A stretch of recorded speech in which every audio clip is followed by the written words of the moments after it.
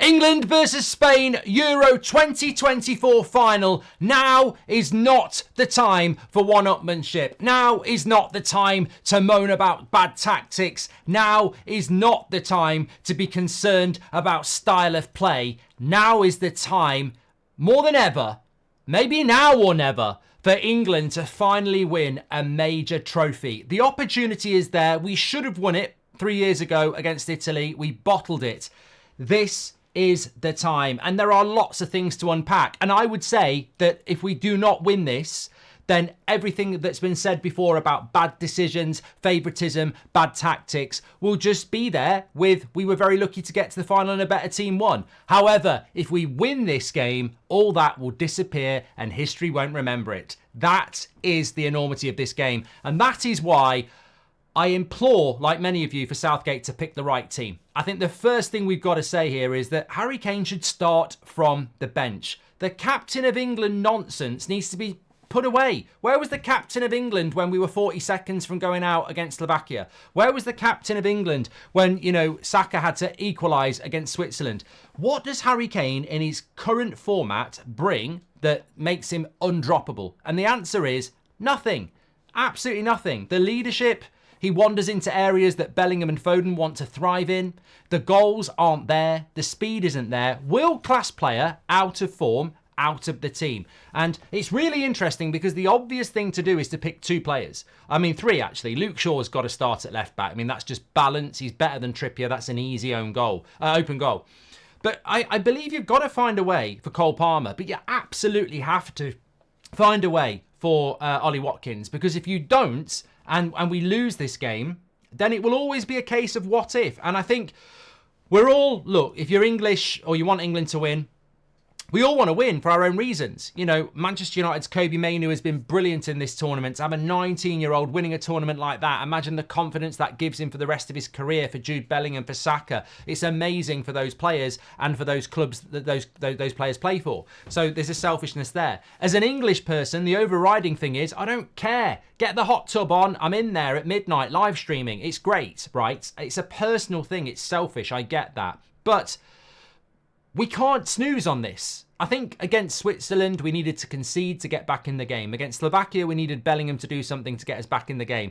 Against the Netherlands, it's going to extra time. We needed that moment to get us to get us through.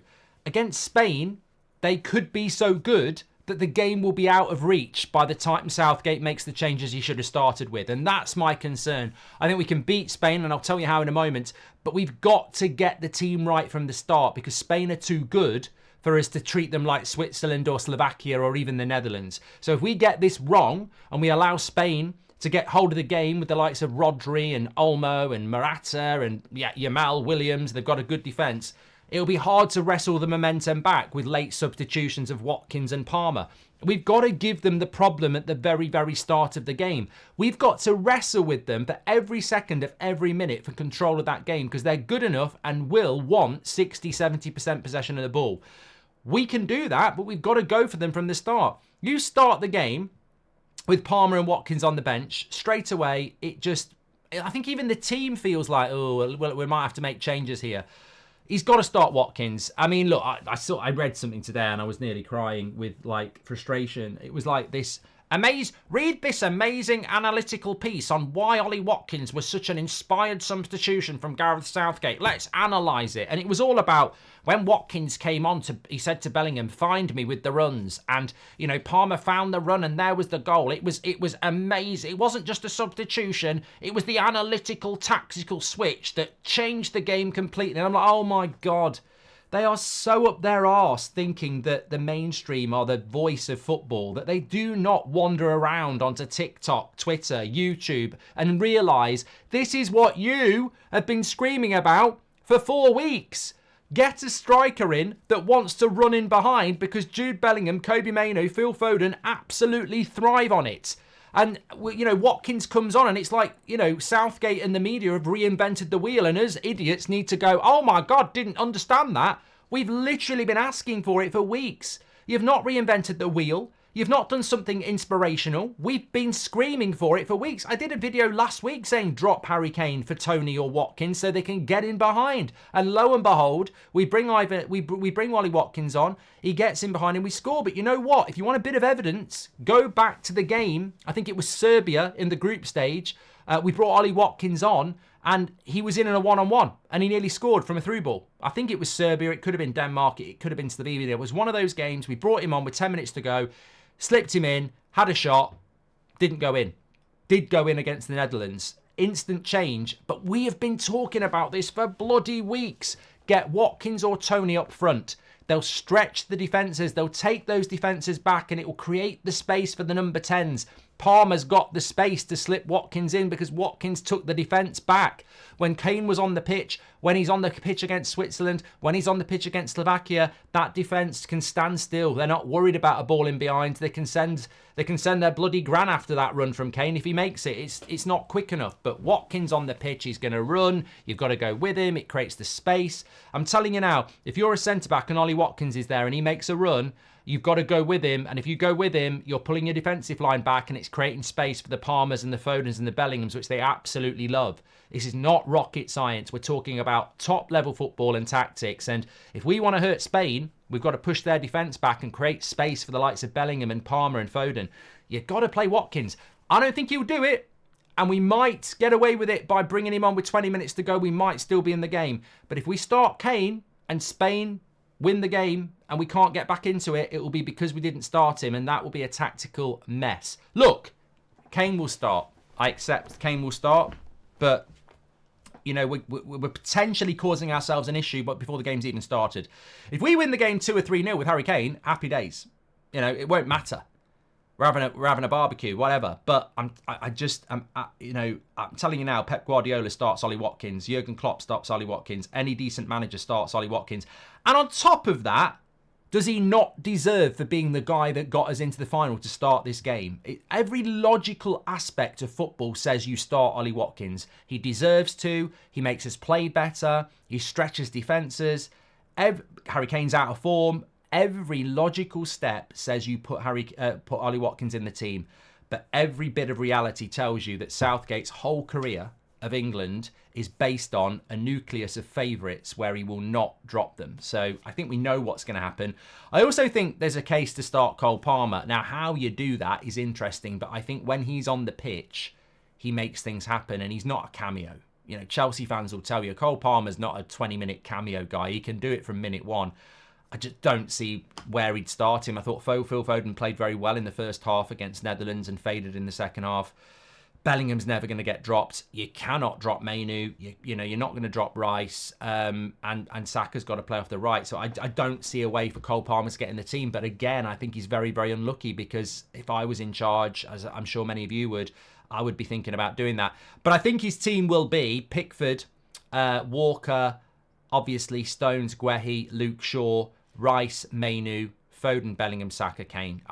Again, this actually might be the only game where, he'll make one change. Every game, he's picked the same 10 players and made one change, and I think he will do it again. How do we win the game? Look, Spain will want the ball. I think for us to win this game, we've got to put an energetic performance in of absolute consistency. Every player has got to play well. We've got to move the ball better than Spain do, and we've got to hope that Spain don't click. And then we can win the game. And that sounds like a mountain to climb, but I genuinely think we will win. And I genuinely think we can win. And I genuinely think some people might be overhyping Spain a bit and underestimating England. Somehow we found a way throughout this tournament. It's not been pretty. You know, if they did DVDs of England's Euro campaign, I'd probably just watch the final because it's been horrible to watch at times. But Italy have won World Cups doing exactly what we've done, and they don't complain. So ultimately, I said before the tournament, we have to win this tournament with these players. If we lose this final, there is no consolation in losing this final. English people love it. Oh, give them an open bus tour, give Southgate another contract. This is the English mentality around football, fed by the FA. But there's realists out there that know that if we lose this game, we had an easy side to the draw and we've bottled it again with the best set of players we've ever had. It's now or never.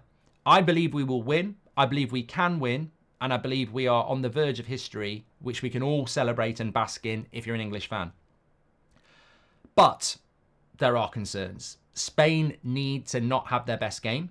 England need to have their best game, and we need to be in the game still when those subs happen that will change the game, because he ain't going to start Watkins or Palmer. So we can't be out of sight. We can't let Spain dominate. There will be a lot of space. Spain won't park the bus. They'll play a high line. They'll press us high up the pitch. We won't be used to that, but it might allow us to do stuff on the break. But the lack of pace from Kane concerns me on the break. I have a feeling we're going to do it, but I will put my hands up and say if Spain play a good game, there's only one winner, because they've got too many good players and they've got a system. And what we've got here is an irremovable force in England that just seems to not lie down, and, you know, almost Italian in the way that it just has a good defence and battles its way through games, penalties, extra time, whatever, last minute winners. And then you've got Spain, who are a footballing structure. And history shows us that football doesn't always win. And I think that we might logically, we might have to play our best game to win this tournament in the final, and that's fine. And I think we will win. And I think it's massively intriguing, because I just have this feeling that Spain won't quite hit their heights, and England have got those moments in them and a good defence. Might be an extra time, could even be a penalties, but I fancy England. Get your comments in below, let me know what your thoughts are. But look, what I will say is, if you start Watkins over Kane, our chances of winning go up. So why would you not do that? Like, get in the comments, if Kane starts over Watkins, do our chances go up or down? I think they go down. So why, as a manager, would you know, we've not won a major tournament since 1966. Why would you not make the final the biggest opportunity to win? Why would you reduce your chances on nepotism? But look, maybe I'm going to get it wrong. It's so logical to start. Bring Kane on after an hour, but start Watkins. Take care, everyone. Speak to you in a bit. Smash a like and subscribe. And don't forget, we're live tomorrow for England versus Spain. Oh, what a game.